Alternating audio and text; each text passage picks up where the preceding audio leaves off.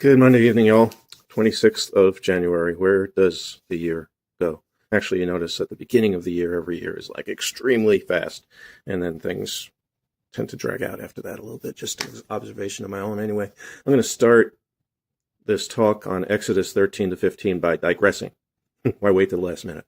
A couple of things that interest me about Exodus 13 to 15 was, for the first time in the history of the Israelites, they had anything to celebrate.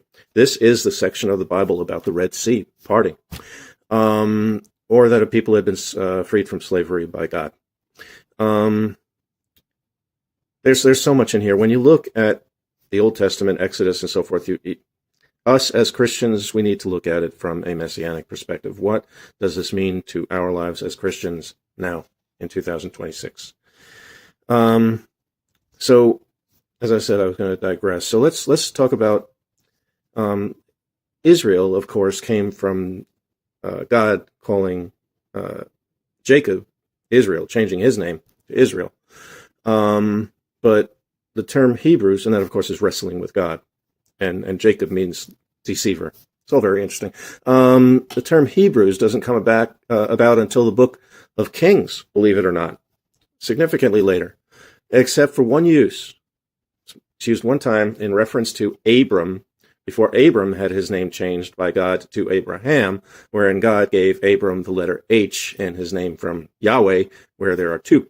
So this being in Genesis 14, verse 13. Now, here's the part that fascinated me. The word Hebrew is derived from the verb meaning to cross over or pass through, such as crossing the Euphrates River to Canaan, or crossing through, or crossing over or passing through the Red Sea. Right? Now, then I saw the word cross, and I'm like, nah, it couldn't be. But I'm just going to check it just to make sure. Is there some Messianic aspect to the word cross here? And this is what I dug up. The root meaning of Hebrew, Ivri, is how it's pronounced in Hebrew, as to cross over or to pass through, linked to Abraham's journey across the Euphrates, holds significant Messianic resonance, symbolizing spiritual transition from worldly systems to God's covenant. Bingo. A journey of faith, separation from idolatry, and embracing a new divine purpose, mirroring the Christian concept of spiritual transformation through Christ, who enables believers, Jesus does, to cross over into the kingdom of God, becoming spiritual children of Abraham. Do you see how significant that this is? I hope you do. So let's talk about Exodus 13 to 15. It's relevant today for spiritual transformation, moving from bondage, slavery, and sin through a challenging wilderness, faith-building rituals, to freedom and new life in God's provision, emphasizing remembrance of deliverance, overcoming fear. The Israelites were afraid. Moses, why did you bring us out here? We got the Red Sea in front of us and Pharaoh's army behind us. We told you, just leave us alone. We're happy. We're fine. And now look at this mess that you got us into. And how often is there an invitation, I'll put it that way, to Christians to feel like, wow, I was doing better. My life was better. Maybe I'm feeling better. Maybe I have a greater spiritual component to my nature since I am now in Jesus.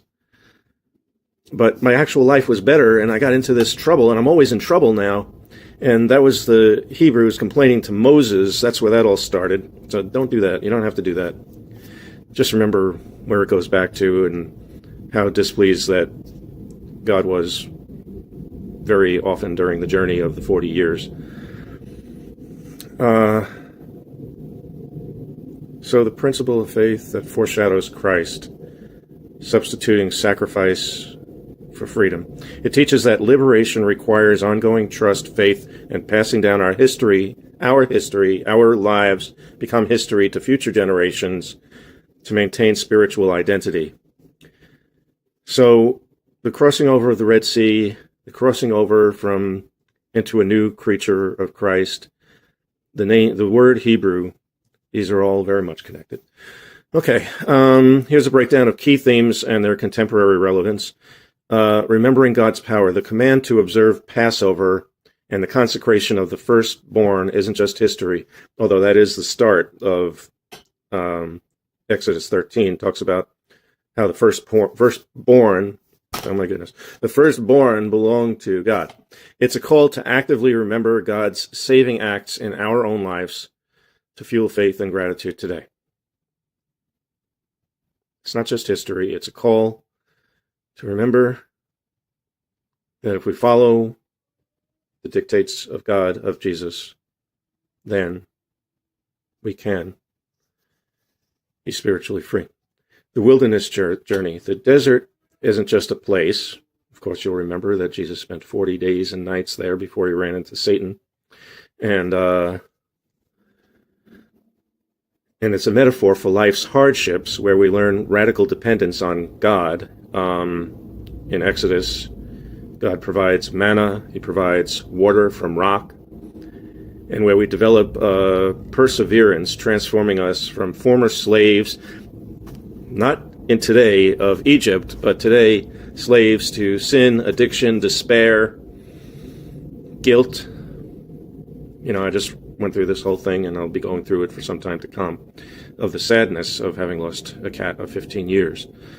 The sadness, that's understandable, but the guilt that so many cat owners feel when they have to put their baby to sleep, that is not a luxury that we can afford if we believe in the words of Jesus and in the promise of Jesus and in the deliverance of Jesus.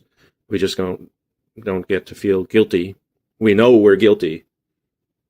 Jesus made it very abundantly clear that we are guilty, but that he was replacing us as a substitutionary recipient of the sentence for our acts. So transforming us from former slaves of everything worldly into a trusting people, trusting in God, trusting in Jesus. Overcoming fear. The Red Sea crossing, where Pharaoh's army is destroyed, highlights God's ability to conquer overwhelming obstacles. In my case, in this past year, a temperature of 106 and a lot of other things that were going on. And while I was waking up and being told what terrible condition that I was in, I was feeling the peace that surpasses all understanding. So that's God in action in my life last year. The Red Sea crossing, where Pharaoh's army is destroyed, highlights God's ability to conquer overwhelming obstacles and conquer our fears, replacing them with faith, power, and a sound mind. Our Father who art in heaven, hallowed be thy name. Thy kingdom come, in me, in you. God's kingdom. Thine will be done in the world.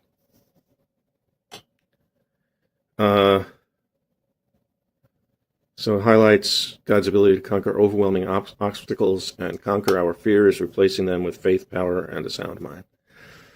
Redemption and new creation. The parting of the Red Sea is a new creation moment symbolizing God's power to bring life out of chaos, a theme echoed in Jesus' resurrection, offering redemption from spiritual death.